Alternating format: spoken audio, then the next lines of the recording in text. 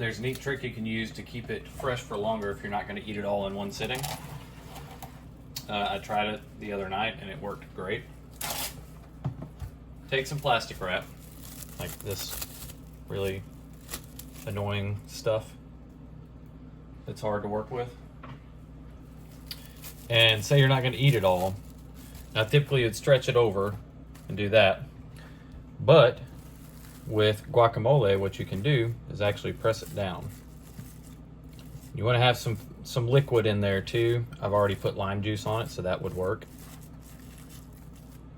Press it down like that so that it creates kind of a vacuum seal over it.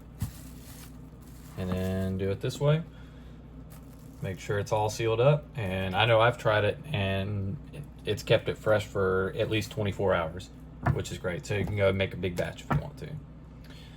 Anyways, thanks again for tuning in. I hope you make some guacamole soon.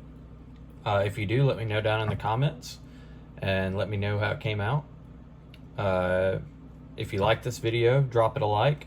And if you want more content like this, be sure to subscribe down below. And as always, happy cooking. Cook with what you have.